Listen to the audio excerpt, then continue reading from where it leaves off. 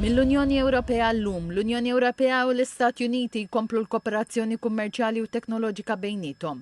L-aħħar kummenti ta' Segretarju tal-Istat Amerikan Antony Blinken dwar il-konflitt fil-Vant Nofsani u l-invażjoni Russa fl-Ukrajna. Il-Bulgarija u r-Rumanija jingħaqdu maż-żona Schengen.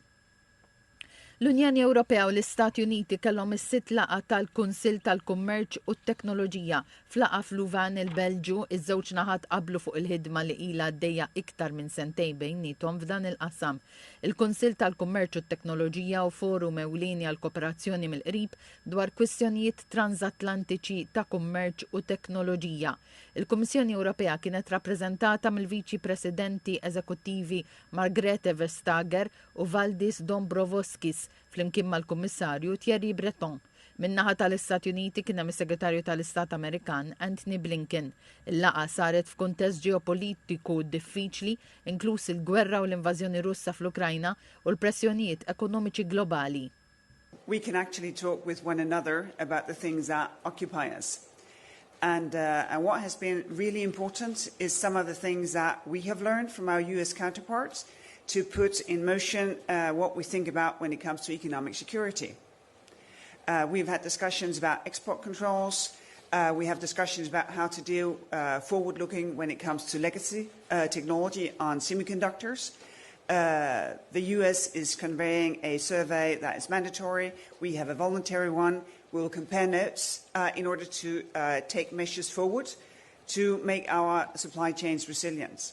And we have been coordinating from the very first day on how to avoid a subsidy race, make the best possible use of the incentives available for both the US and Europe to increase our global footprint when it comes to semiconductors. And I think that strengthened us. It is not against someone, it is really pro a corporation, and I think we have actually delivered.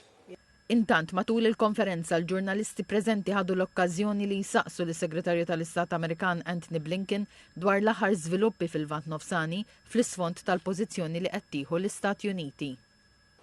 We welcome the steps that have been announced by Israel, opening Erez as a new crossing point, having shipments go directly from the Ashdod port, maximizing the route from Jordan.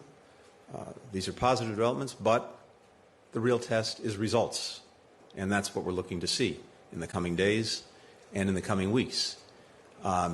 Is the aid effectively reaching people who need it throughout Gaza? Are the bottlenecks and other delays at crossings being resolved? Do we have a much better system for deconfliction and coordination so that the humanitarian workers, the folks who are delivering the aid, can do it safely and securely? All of these things are critical, and that needs to, again, really be measured by the results.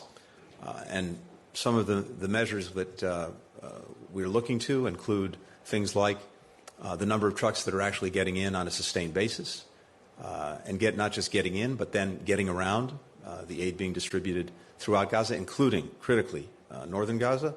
Some of the measurements that we've been deeply concerned by, including the fact that almost 100% of the population is acutely food insecure, that they're indicators of potential famine. We'll be looking closely at those to see that they're reversed. So really the proof is in the results, and we'll see those unfold in the coming days and the coming weeks. Relatedly, it's also critical that we see an independent, thorough, and fully publicized investigation into the killing of the World Central Kitchen team who were performing heroic work under the most difficult circumstances in trying to get assistance to people who so desperately need it. So we're looking to see that investigation, we're looking to see a public accounting, and we're looking to see accountability in its wake. And this goes to a larger challenge that we've seen throughout, which is the horrific number of children, women, men, innocent children, women and men, who've been killed through the course of the military operations. We've talked about this many times, the unique challenge of dealing with an enemy that embeds itself with the civilian population that hides behind them, underneath them, in tunnels, in mosques and schools, apartment buildings, but Israel's obligation, its responsibility to maximize protection for civilians, to make that a priority, that too is a critical test. So what we're looking to see in the days and weeks ahead is prioritization, surging humanitarian assistance, sustaining it, getting it to people who need it, making sure that those who are providing it are safe and secure, and maximizing every effort to protect civilians, those who are caught in this crossfire Hamas is making.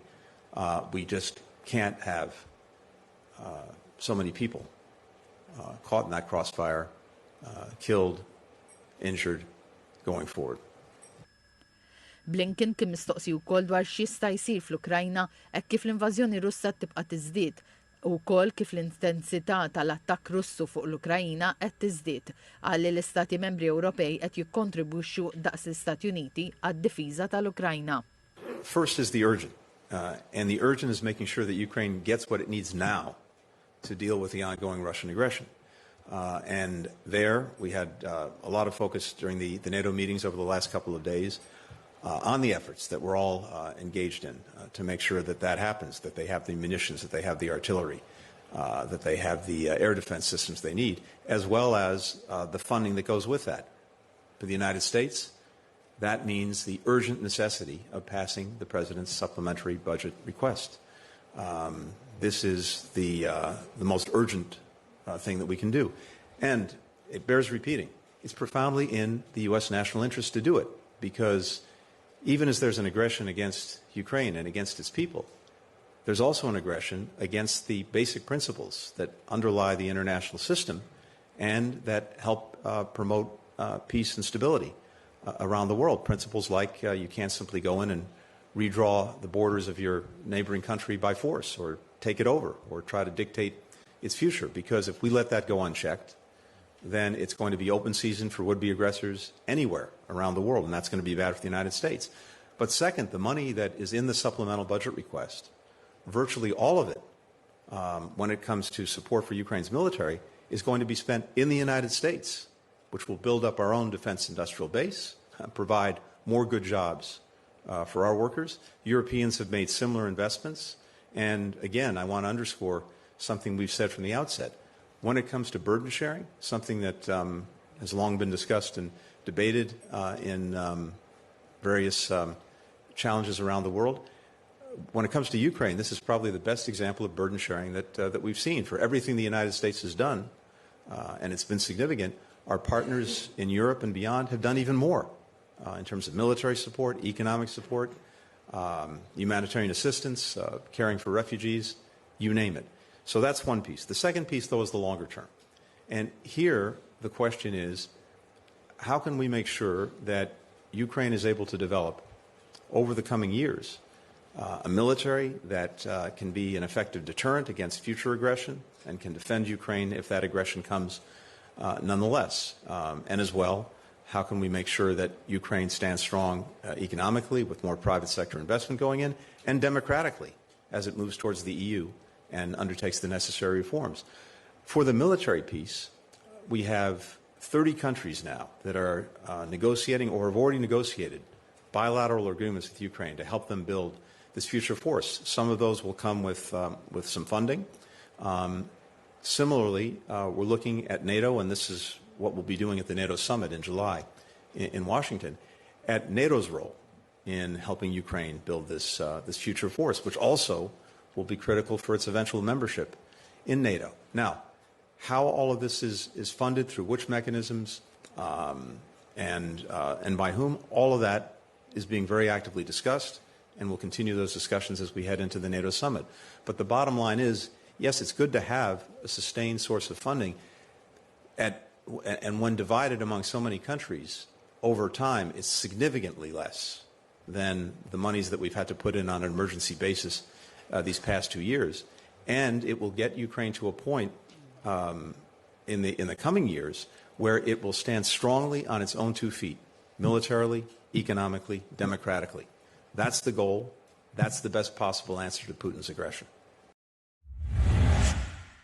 Il-Bulgarija u r-Rumanija saru membri ta' Schengen. Bekk minn dan ix-xahar ir-regoli ta' Schengen se japplikaw għaż-żewġ pajjiżi, inkluż il-ħruġ ta' viżas u jitwaqfu l-kontrolli interni fuq il-frontieri kemm għal min jasal bl-ajru u wkoll bil-baħar.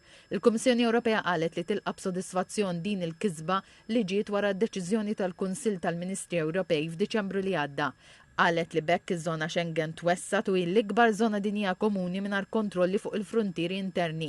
Il-President tal-Kummissjoni Ewropea Ursula von der Leyen qalet li dan hu jum importanti għall Bulgarija u r-Rumanija li jingħaqdu mal-familja Schengen. Qalet li bekk qed tinbena Ewropa iktar b'saħħitha u maquda. Minn barra dan il-pass tħabbar li ttieħdet inizjattiva reġjonali fuq kooperazzjoni tal-Pulizija bejn l-Istati Membri Ewropej u l-pajjiżi tal-Balkani tal-Punent u l-Vant tal-Mediterran, inkluż il-Bulgarija, ir-Rumanija, l-Awstrija, il-Greċja, l-Ungerija u Slovakkja.